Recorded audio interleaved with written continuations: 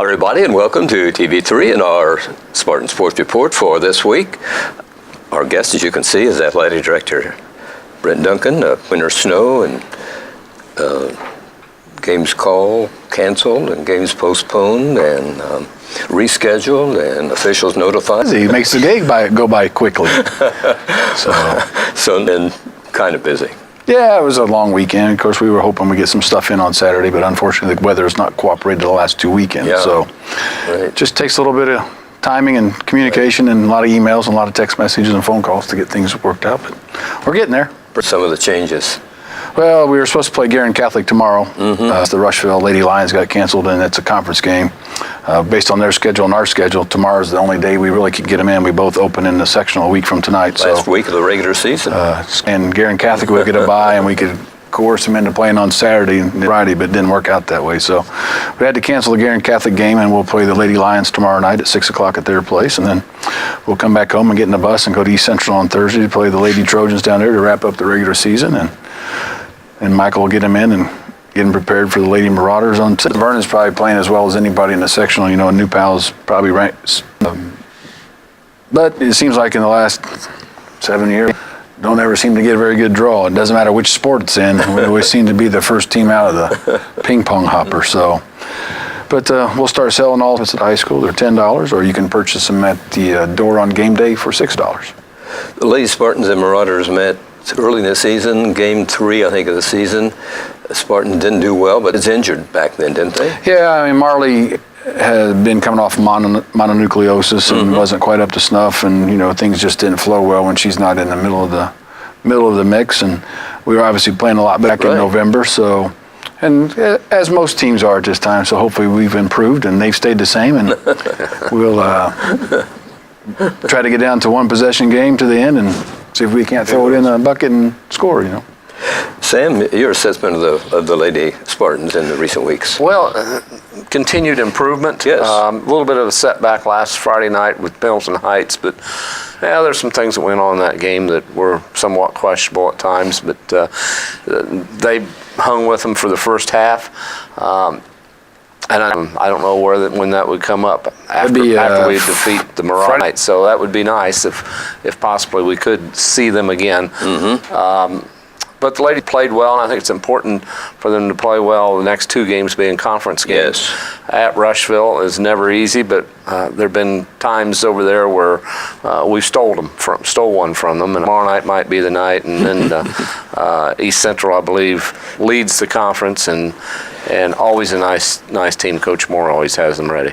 They're undefeated, East Central in the conference. They're 6-0, so they're in top spot. But Spartans can take them out of that. It'd be nice to give them that one blemish. Yes, so That'd be great. I mean, if our girls are sitting at 3-2 in the conference right now, so get 2 wins and finish 5-2 and finish in the top 2 or 3, and that'd be good. And that's good for us. And I think that's good. I think the girls have come a long way, because refresh my memory, but after its game last year. No. So that's a marked improvement. Yeah, lots of improvement as the season has gone along. So we'll hope to fare well next week and the end of this week when the sectional rolls around after we get through these next 2. aren't they? Yeah, I think East Central and Lawrenceburg are at the top. Everybody else is kind of muddled together there in the middle. Right. Franklin County is at the bottom. I don't think they've won a game yet in the conference. So They may be with Rushville. Both are 3-2. I'm not sure. I'd say that's pretty close. I know. I'm thinking Rushville is 4-2. They may be 4-2. Okay. They have one more. They have us and Heritage Christian tomorrow night. Should be an interesting tourney. Powell is a defending champion in the girls section, and you think they're? I think they got a lot of weapons coming back. Have they? So, and then Mount Vernon, when you look at them, they beat us steadily in the beginning of the year, and if you look at their roster, they have just sophomores and juniors, so, and a couple freshmen sprinkled. It's tough sectional. It is. It's consistently. Pendleton Heights has had some really good teams, and you know Richmond has had some solid teams in the past. Of course, we have as well. So Mount Vernon on their own floor. So April to see where we're all going to line up at and where the sectionals are going to be. So that's going to change when next year rolls around. So it's exciting times to lead you through the sectional title and make that trip to Decatur Central to take on whoever coming into the Brownsburg winner, I believe. So Look forward to it. Speaking of the reclassifications, we talked about last week, the Spartans either will be at the bottom of 4A or at the top of 3A. We're going to be somewhere right in that cut line. But so in that I've had people ask me, it doesn't affect the regular schedule, though, does it? Oh, no, This we is can all- play for the tournament. Right. So we can. You can play. Yeah, we'll probably keep ours. The girls is going to change a little bit.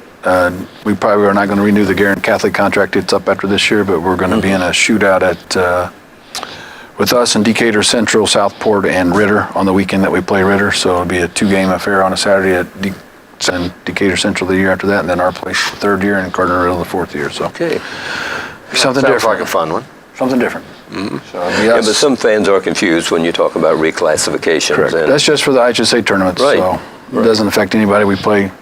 Obviously, you want to play some people that you're going to see possibly Sure. down the road. So we do look to That's see where we're important. at, and if we end up, not that we're going to alter our schedule a lot, but we'll make sure we have the sectional opponents as quickly as we can get them on our schedule for all sports Sure. when we get in there. Now, football's a different animal because the time you play 7 conference games, you don't have a lot of extra time to play people that's in your sectional. Right. And we'll stay at 4A in football, I would think. Yeah, in football, there's 6 classes, so Right. the top 32 teams are in 6A, the next 32 are in 5A. Maybe it's 40-some in each class, but we're only about 40 down from the top of the first 6, so I don't see us dropping. We'll be the 38th school below the 64 at the very top, so any player but 4A in football. So now some of the other schools in our conference, Batesville and Greensburg and Rushville, they're all kind of in that mix of where that line's going to fall, and Conference we have in football, we have unfortunately. the large schools, so-called, and the smaller schools. We'd like to make it all one. I and think there's we'd be better. quite a few of us that like to make it in the conference to not have a big class and a little class and have all separated the way it's I done think it would this make time. sense. I really do. It would mean, though, that State Road 1 and I-74 would Well, actually, have to play they more do. conference games. They play everybody in the conference. We only have one to the west of East Okay. Central now. Okay.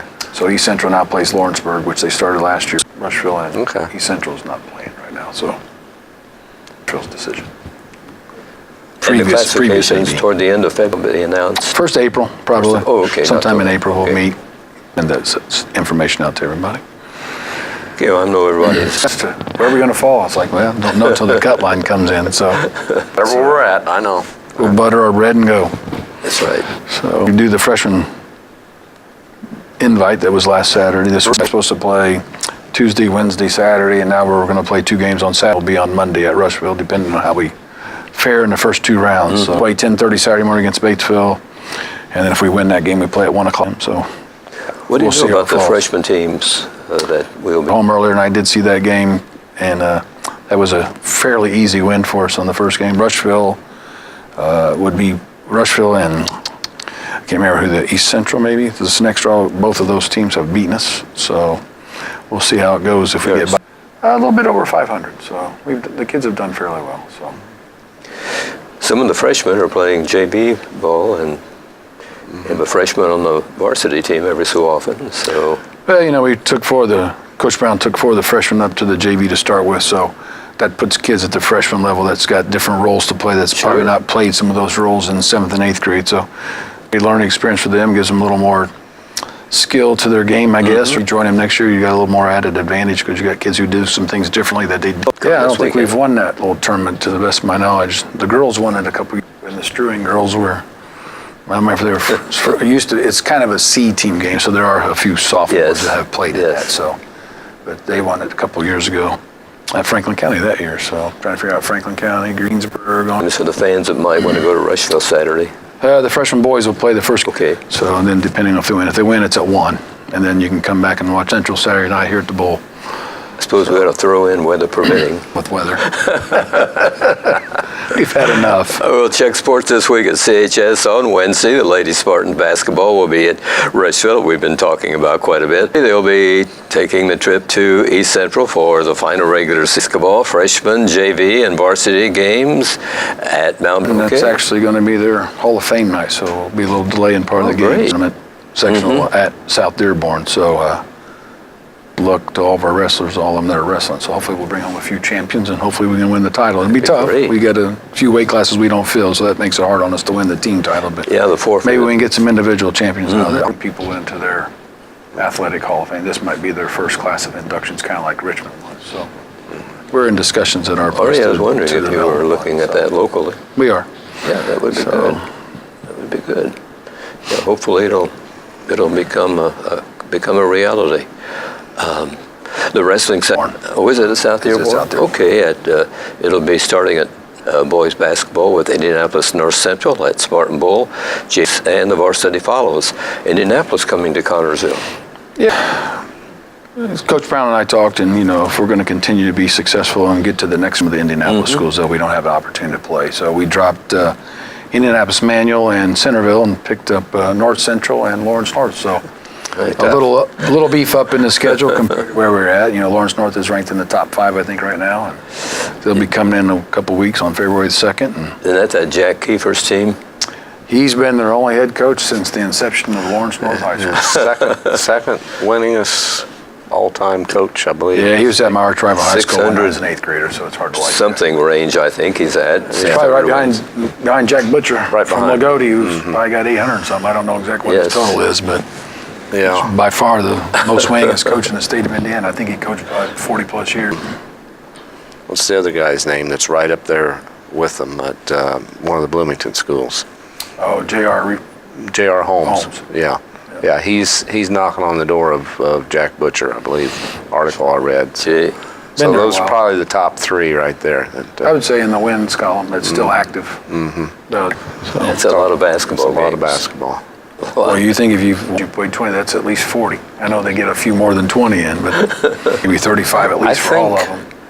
I think it was like I know- Kiefer's 47th year. Well, I know Kiefer was at Oak Hill High School, which is my arch rival high school, in 1973 when he took Monty Towle and Gary Dediker to the semi-state. And of course, Monty went on to play at North Carolina State with David Thompson, and he left shortly thereafter. So he's been coaching since at least 73. So there's 45 years in your belt. So That's a long time. yeah, At Lawrence North is an afternoon game, right? yeah, 12 o'clock and 1:30. It's, because the it's varsity. girls sectional finals night, so boys all Sure. play in the afternoon if you're going to play. So that if your team's in the finals, you can get to the game. So I'm sure the fans realize it's an afternoon affair, but I'm sure they will. That's a week away, so and it's exciting for those because it's new teams that we've not seen or faced Yes. for a long time. Now, we used to play Lawrence North a few years back, but it's been 20 years ago probably. I know Joey Newman and Spurlock and Munchell and that group played them, so It's been it's a been while. a while. We They used to- graduated in 96 or 98, so it's been a little while. So They used to have great food in the hospitality room that they bring in I don't for know about something. that one on the coaching side. Sam always figures out where the hospitality rooms are. Have you Sam and noticed Terry. that? Sam and Terry. Yeah, and Kinda like the Grady. movie, Sam and Terry. Yeah, Sammy Terry. Dating ourselves, Sam. At the middle school Tuesday, the girls' white basketball team is home with Summer Dearborn. That's at Spartan Arena. On Wednesday, the boys' red basketball home with Franklin County. The girls' white team is home with Union Modoc. Girls' red team will be at Newcastle. On Thursday, the boys' red basketball at Richmond Test. Boys' white team is home with Knightstown. On Saturday, the girls' red team hosts a basketball invitational, 9 o'clock at Spartan Arena. Middle school wrestling team goes to South Dearborn Thursday, and Friday it goes to Franklin County. Area girls basketball team records here in this last week of the regular season. Cambridge City is 9-10. They lost 51-33 to Blue River. They'll be at Union County Tuesday and home with Northeastern on Friday. Richmond is 5-15. They won 49-24 over Kokomo. They'll be at Jay County Tuesday, home Friday with Harrison, and home Saturday with North Mount Ohio. Rushville 13-9. They won 55-39 over Batesville, home with Lady Spartans on Wednesday, as we mentioned, and home with Heritage Christian on Thursday. Franklin County is 7-13. They lost to East Central 35-23. They'll be at South Dearborn on Tuesday. Centerville 5-14, won over Tri 45-35. They'll be at Union Modoc Tuesday, home with Union County on Friday. Union County 16-4. They won 58-33 over Nicetown, home Tuesday with Cambridge City at Centerville on Friday. We might check boys area basketball records. Richmond is 7-8. No recent games. They play Harrison at West Lafayette Friday. They'll be at Winchester on Saturday. Franklin County is 1-10. They lost 72-35 at Batesville. Home Tuesday with East Central. Home with Talawanda, Ohio on Saturday. Union County 8-7. They won 57-31 over Tri at Centerville Wednesday, at Eastern Hancock Saturday. Rushville 5-7. The Lions won 60-53 over Northeastern. They're home with Knightstown Tuesday, at South Dearborn Friday, Saturday at New Palestine. Centerville 2-11. They lost 52-47 to South Decatur. Home with Union County Wednesday and home with Shenandoah Saturday. Cambridge City is 6-6. They won 70-49 over Union City at Union County Tuesday. They'll be home with Northeastern on Friday. Speaking of Northeastern, the Spartans travel to Northeastern for the final game of the season in February. Hopefully it's not as physical as it was 2 Yeah, years it got ago. a little when we bit, were up there, so. a couple of years ago is when it got a little wild. Got a little while. It's a little small gym. It's packed. But good A atmosphere. hot night, you said something about it. It was very warm. I very stood warm. by the end door and had to pop the door open every now and then just to cool off. It wasn't hot outside, but it was definitely hot in the gym. So I think one of the fans was asked to leave, wasn't he, Sam? I believe so. Yes, he was escorted out, I believe. their players' family members. if I Yes, remember yes, correctly. it was. So. It was a very heated battle. Not only was it hot, it was a heated battle. And then, this Thursday we got girls swim sectional starts at New Pal. So prelims are on Thursday, starts at 5:30, and then finals and the diving's on Saturday back at New Pal. So it's hard to imagine that we're already got 2 sectionals happening this Into next couple something, of weeks, in the next really 7 into the days. season. So Right. it's hard to think that the winter's kind of wrapping up for a lot of the sports already. Swimming, girls basketball, wrestling. It's already into the tournament time, so it's just hard to imagine that we've gone through 4 months of winter sports already. So. Speaking of the cancellations and problems, last couple of years you didn't have any cancellations, did you? No, we've been pretty I fortunate. was going to say, I thought so. The weather fell on the correct days back in the last couple of years, but we held out as long as we could on Saturday to try to get it in. But the forecast, I think we could have got people here, but it was a question of whether we could have got them back home. So Oh, I think around 9 o'clock, 9:30, it looked like a blizzard. The snow. it's better to err on the side of safety with our kids that Absolutely. are out and about and traveling, and the was out fans and about- everybody. 6 o'clock, and it started sleeting, and it was on the north end of town. Time I got home, it was slick, so it was the right call. I was questioning you a little bit earlier in the day. Well, the weather was never one of those reports that would just give you a definite of it was going to hit. Right. It kept wavering hour to hour, and it kept moving the line north, and then finally about 10:30 when I could see the pink stuff pushing from the top down, that maybe closer to noon by the time we've really made the final call with everybody. So That's one of the major items you look at, safety for the fans, right?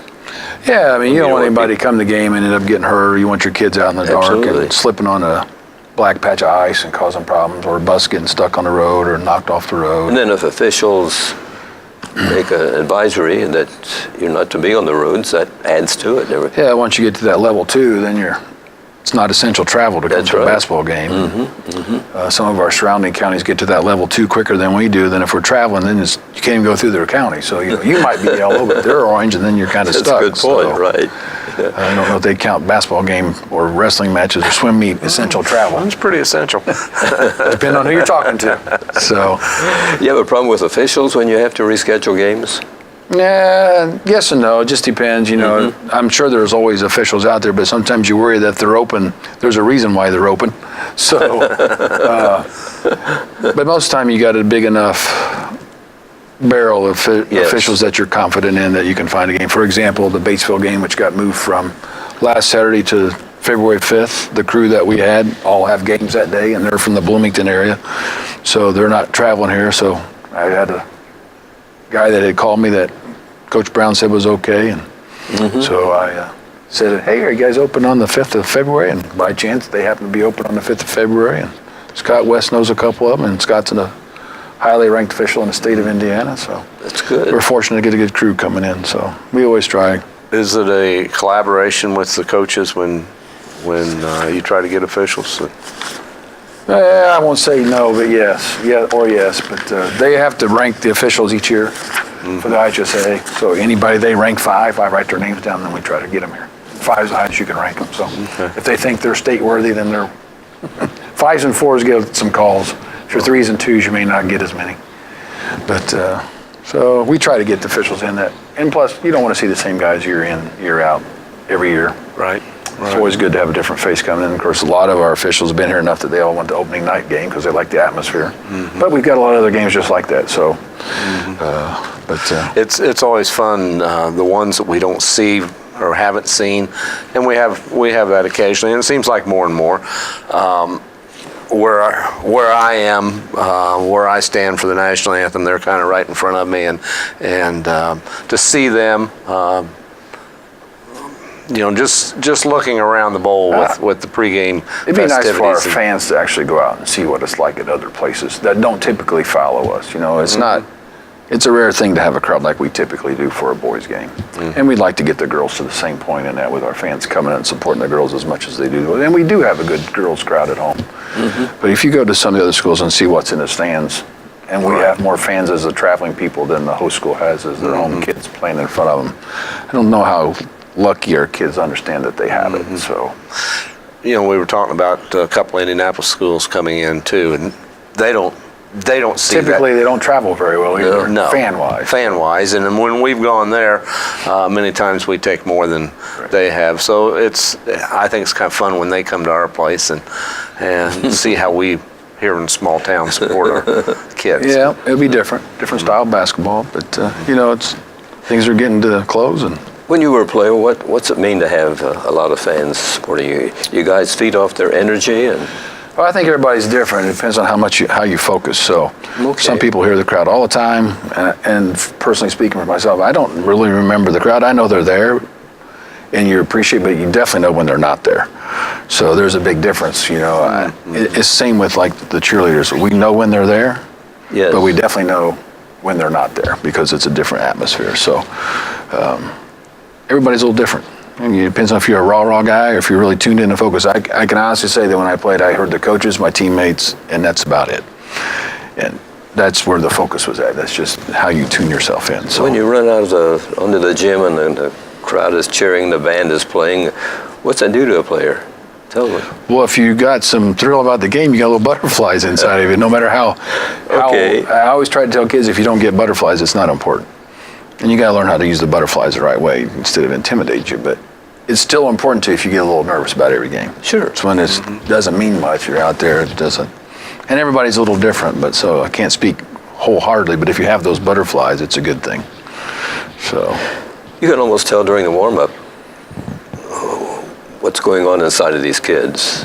yeah, you can tell I what think they. right. Kids. You can just. Kids wear their emotions on their sleeve Sure. for the most part. You can tell what kind of mood most of them are in by how they walk, how they act, how they talk.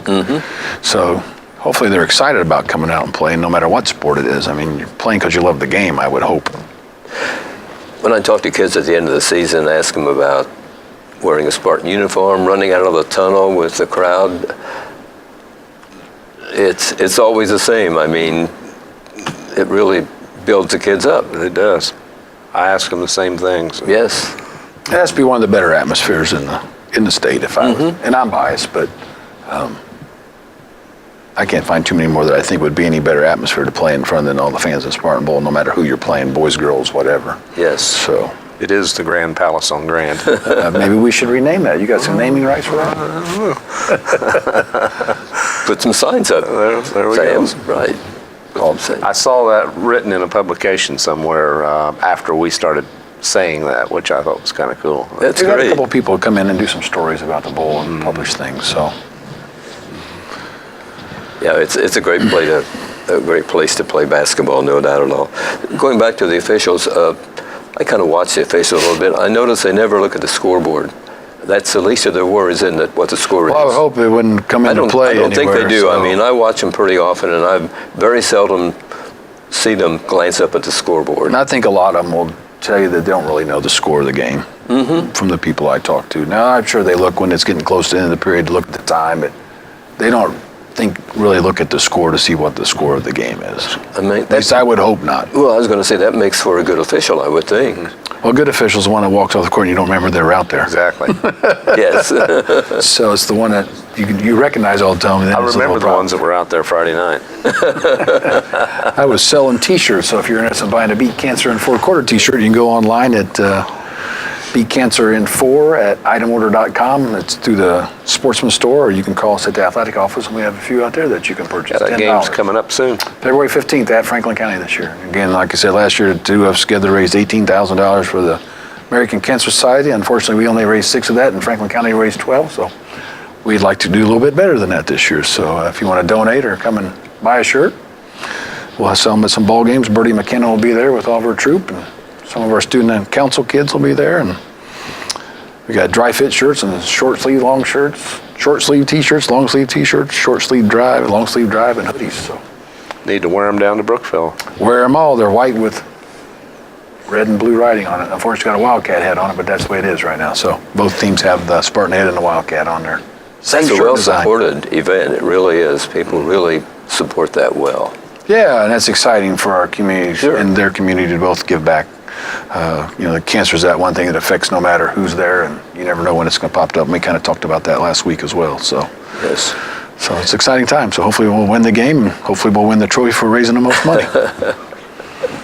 Yeah, I hope we can. Let's work on that. That's the goal. Thanks, Brent, for joining us, and hopefully you won't have so many postponements this week, and give the phone a rest, and you won't have to be calling. We're all good with that. We're wrapping up the end of the girls' season. We can't afford to have another postponement because we got 2 conference games left, and we got to get them both in somehow. So hopefully we'll get them in tomorrow night and Thursday night. Yeah, the So Lady Spartans win a couple this week and keep winning next week, right, Sam? Absolutely. Thanks, everybody, for watching this edition of the Spartan Sports Report here on TV3. Good night.